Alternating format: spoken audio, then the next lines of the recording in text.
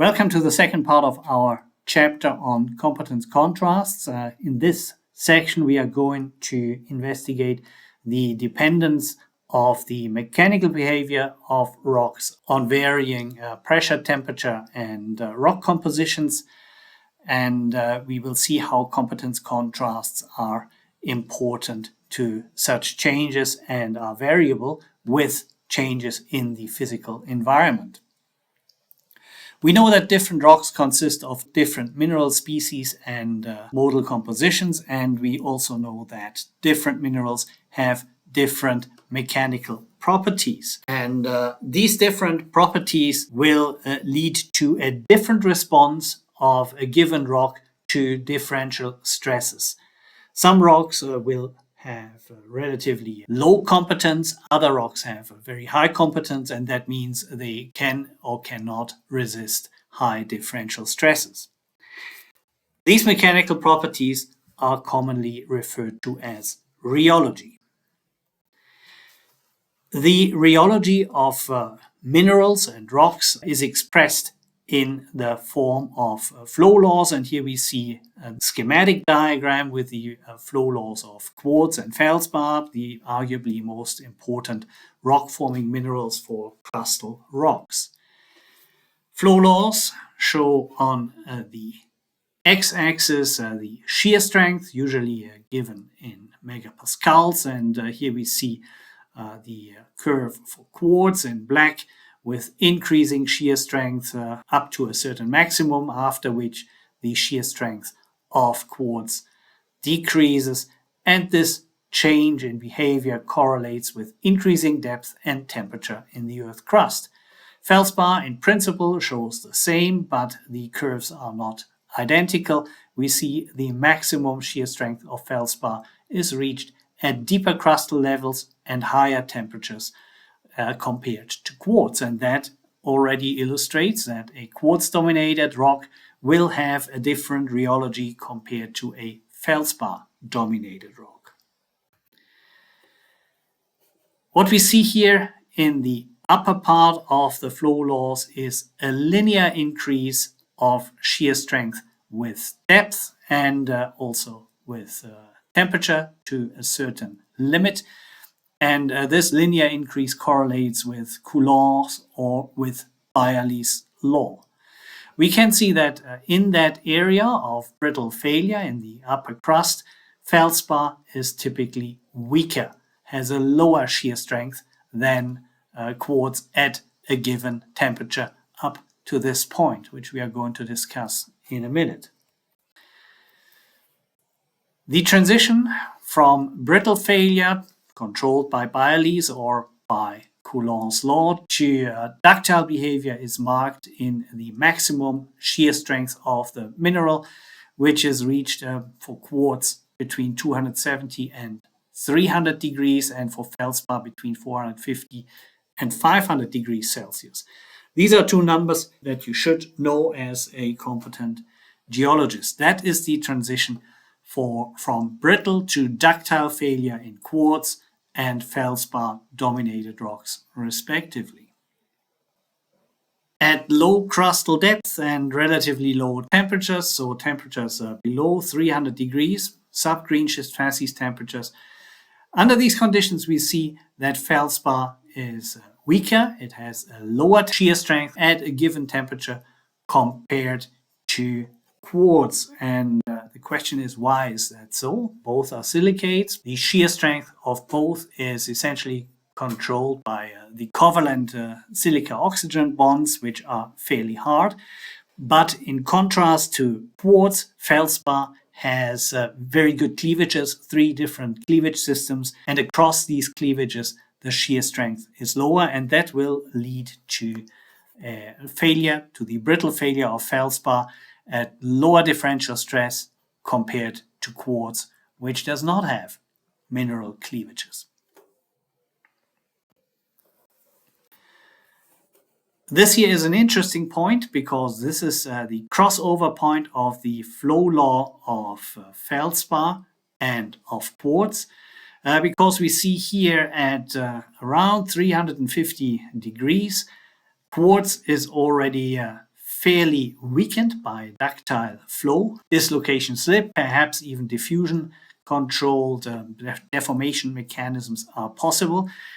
Feldspar is still brittle at about 350 degrees. In the feldspar structure, diffusion is not yet possible. And that means that we see here a crossover of the two flow laws. This means at this point, feldspar and quartz are equally strong, but the one responds in a plastic way to differential stress of this magnitude, whereas feldspar is still responding with brittle failure, with fragmentation, predominantly along cleavage planes. That means they have a different type of response to differential stress, but there is no competence contrast. Both minerals have the same shear strength at this point. If we look at higher temperatures and greater depths in the lower amphibolite facies, we see that both feldspar and quartz are in the ductile field, but feldspar still has a higher shear strength than quartz. Both are plastic, but there is a substantial rheological contrast between the two mineral phases.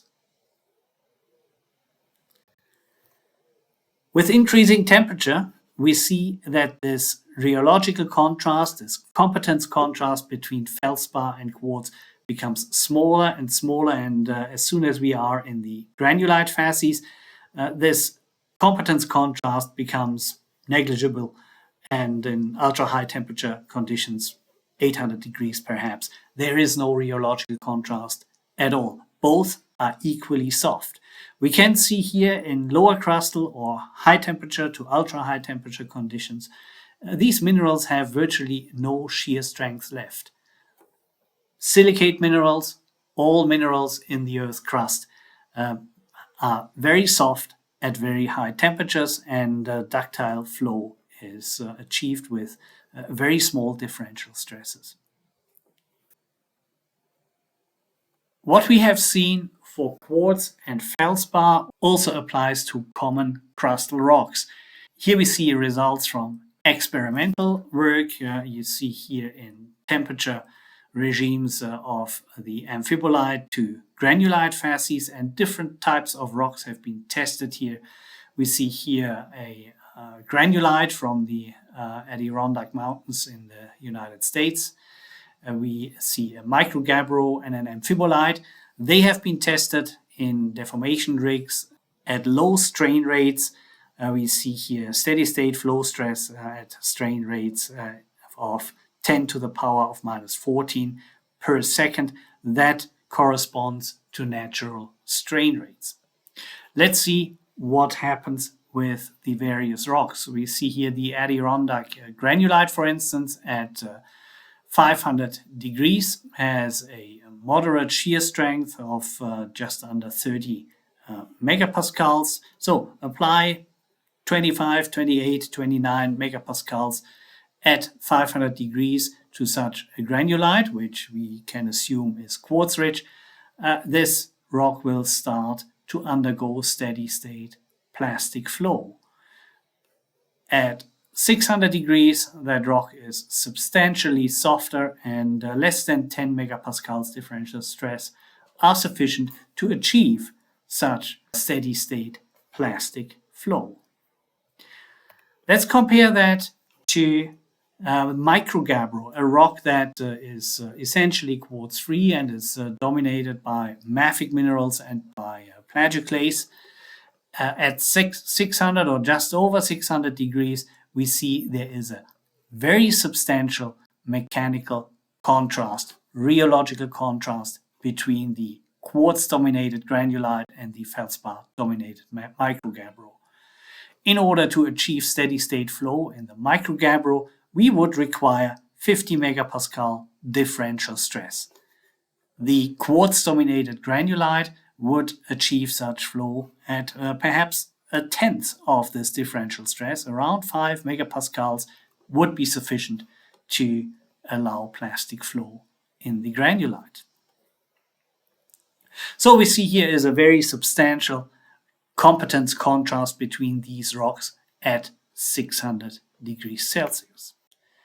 What we would observe in the field if microgabbro layers and granulite layers exist in a rock, we would find the formation of rectangular boudins of the more competent rock, which would be the gabbro, the microgabbro in this example.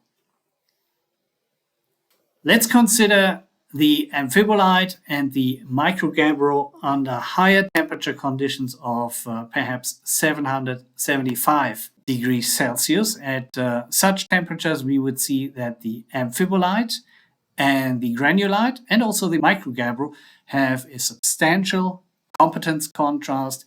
The amphibolite that was investigated in this study would fail at about 10 megapascals differential stress, whereas a few megapascals are required to allow ductile flow in the other two rocks.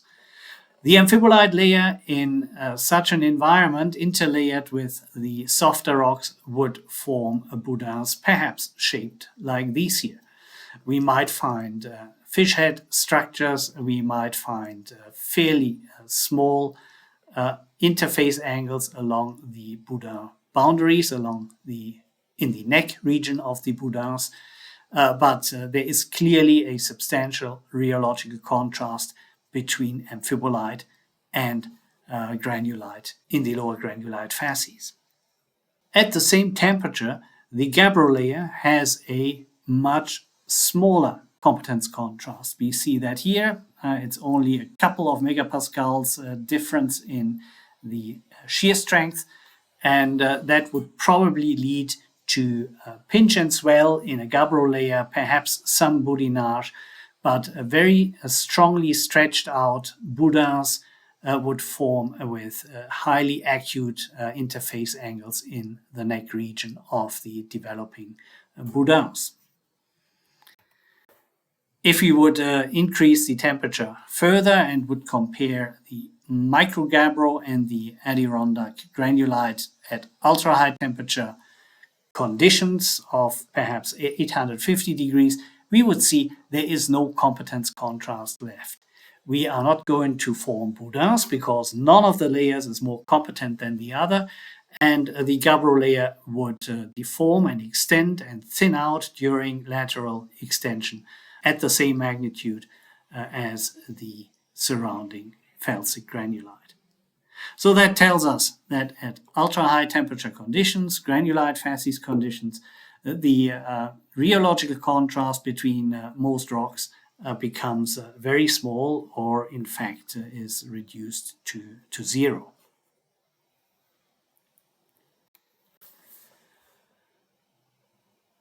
If we use feldspar and quartz as strain markers in a granite that is undergoing deformation at different temperature and pressure conditions, we will find different deformation features forming, which in turn would allow us to estimate the deformation temperature. If we start in the upper crust under brittle conditions, we would find that quartz and feldspar both are brittle. We will form breccia, perhaps along fault zones, and feldspar and quartz will form angular fragments. Typically, we would expect that these fragments in feldspar are smaller than those in quartz, because feldspar, as we have mentioned before, contains three cleavage directions, and along these cleavage directions, feldspar is more easily to break than quartz.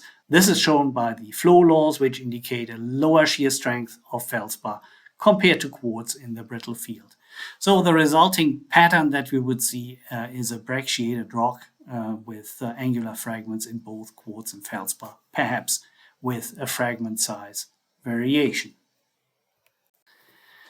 If we go into the amphibolite facies, in the lower amphibolite facies, 550, perhaps 600 degrees Celsius, we will see that both quartz and feldspar are responding by predominantly ductile failure, but we would see that quartz is significantly weaker, and we can see that in the aspect ratios of quartz lenses, which are stretched out more intensely than feldspar. Feldspar is still a little bit harder. We see that here. It is plastic, but it has a higher shear strength. And a typical feature forming in a granite would be an augen gneiss with wings of recrystallized or precipitated material in the strained shadow, and potentially well-preserved cores of feldspar phenocrysts which are not yet deformed. Quartz under such conditions is probably entirely flattened, recrystallized, and highly ductile. In high-grade metamorphic conditions, that means upper amphibolite and granulite facies, the rheological contrast between quartz and feldspar becomes smaller and smaller, and the response to deformation between quartz and feldspar would be very similar. Feldspar phenocrysts that originally were angular and randomly oriented in granite would be flattened out, strongly sheared, and well aligned along a foliation if a granite undergoes plastic deformation in high temperatures. And the aspect ratios of feldspar lenses and quartz lenses would become more and more similar and eventually indistinguishable at granulite facies or ultra high temperature deformation conditions.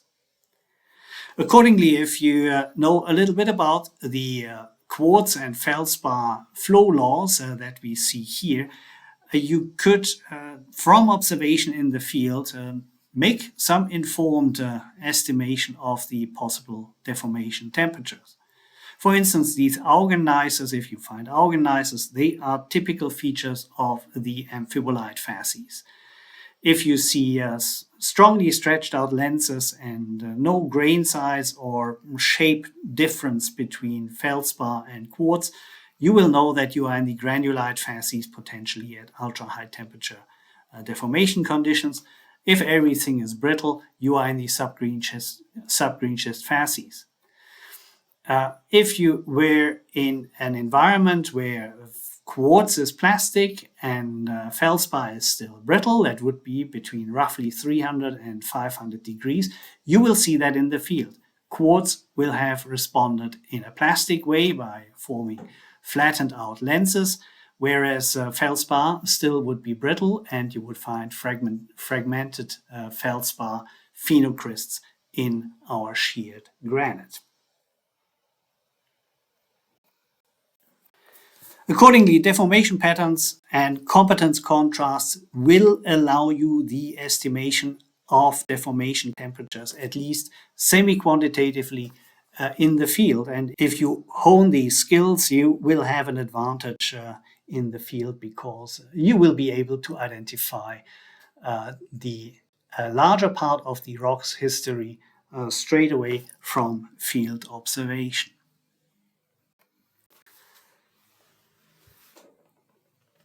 Here in this diagram, we see the behavior of a rock throughout the crust in relation to the different types of deformation that can affect a rock. We see here the capital F stands for faulting, capital D for dislocation creep, which we know is a combination of dislocation slip and volume diffusion. We see a small letter D for dissolution creep. And we see here on the y-axis, we find the strain rate. That means how fast and effective a deformation process is taking place. On the x-axis, we see time. So this is kind of an observation of a rock under specific typical crustal conditions, upper crust, middle crust, and increasingly lower crust. What kind of deformation patterns and deformation processes can we expect to find in which kind of crustal environment? And of course, in the upper crust that we see here, where Bayerle's law or perhaps Coulomb's law are controlling the rock's behavior, we will find over time that mostly nothing is really happening, but when the differential stress exceeds the shear strength of the rock, we might have at a given point in time a faulting event, fault slip along pre-existing fractures, or perhaps even the formation of a new fault. Then for some time, we again might have tectonic inactivity until again some slip may occur along a fault surface. We refer to that as a stick slip faulting, and we know that from all seismic zones they are not active all the time. We have often long time intervals without slip until the next seismic event is taking place. This is illustrated here in this diagram. Over time, there are short spikes of faulting, and in between, not much deformation is taking place.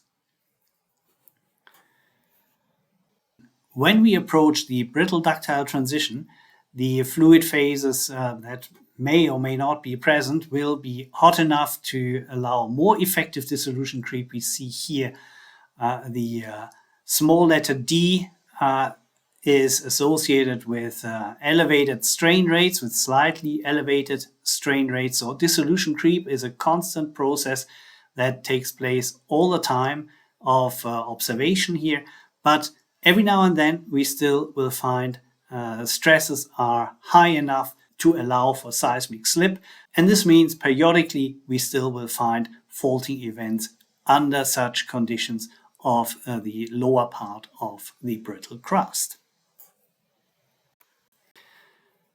At the brittle ductile transition, the temperature is eventually high enough to allow for more effective dislocation creep, because diffusion is now a process that is possible in the important rock-forming minerals, presumably quartz in the current example. And so with reaching this threshold temperature, the shear strength of the rock will start to drop quite significantly, and we are eventually reaching an environment in which ductile flow becomes more dominant. So if we look at such an example, we see here capital D, that means dislocation creep, becomes the standard deformation process which takes place more or less constantly. Dissolution creep, of course, is still possible, provided that fluids are present, and also occasionally some peaks in differential stress will allow seismic slip, which, however, with increasing temperature in the lower crust becomes less and less common. We see that here in the upper amphibolite facies and in the granulite facies, the shear strength is now significantly reduced compared to the bottom of the brittle crust, where rocks are strongest.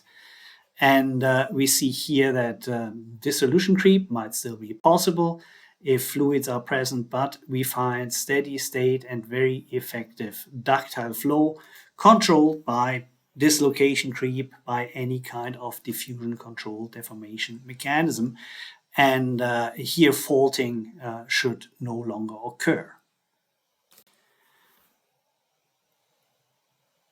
If we compare these two diagrams that we just have discussed, we see that here the decrease in shear strength that is observed experimentally correlates very well with the flow law of quartz or any other rock-forming mineral that we see here. And we just observe here in the left-hand diagram only the high temperature part of the flow laws from the lower amphibolite to the upper granulite facies conditions.